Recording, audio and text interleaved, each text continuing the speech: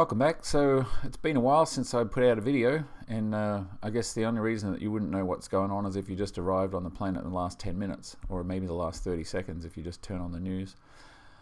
So anyway, that has affected this project, as you would expect, because Justin and Elliot were going to come out from California to do the test flying, and obviously they ended up postponing. They were supposed to arrive on Sunday just gone. And given the shutdown in California and out here in Georgia where we are, it's basically a similar type of thing going on right now. We've been told to stay at home and all that sort of stuff. So that's what's going on. And subsequently, I've got the aircraft is fully prepared now and ready for those guys to show up. But I'm now just waiting on this whole thing to blow over or calm down or whatever, and allow everybody to get back to what they were doing. And who knows how long that will take. Your guess is as good as mine.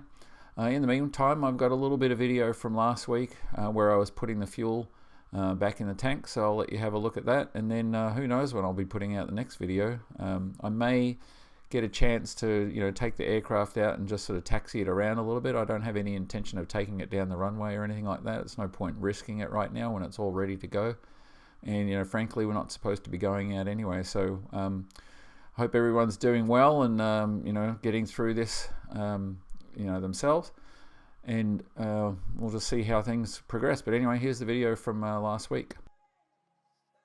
So as you may recall, I had emptied all the fuel from the tanks and the aircraft and put it into various containers that I had.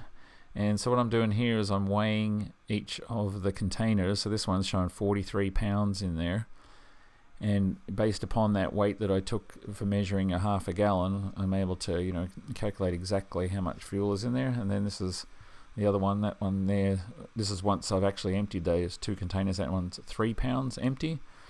So and then this is the ones from the other side that I haven't emptied yet, so because I put two of them into one straight tank and then two into the other straight tank. So there's 42 pounds on that one. And as you'll see, the other one was similar. And so what I ended up doing was I closed the shut-off valves that go from the straight tanks into the header tank, and then filled up each of the straight tanks with two of these containers, which was basically around about 11 gallons each.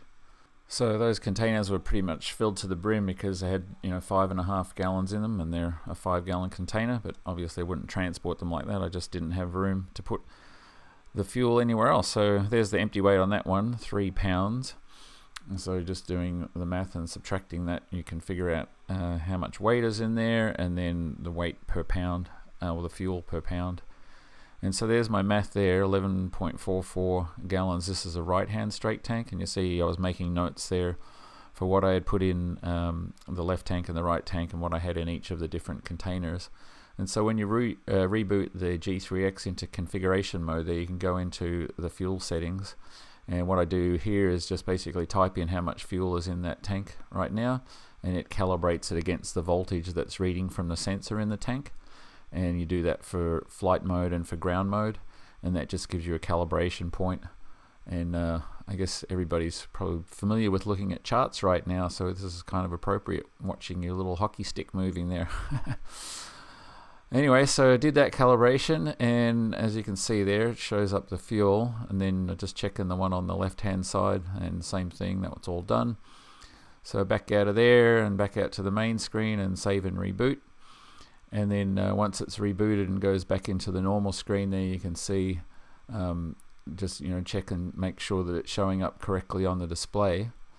And then ultimately what I ended up doing was, once I checked this, I opened up the valves that allow the fuel to go from the strakes into the header tank and fill that up back again. So there's the fuel over there, and you see just two markers there showing quite a lot down, because 11 gallons and they can hold 50 gallons. So there you see 11 gallons there, sort of center of the screen. And then notice down here I also got the fuel low and fuel empty lights on. That's because there's nothing in the header tank at all.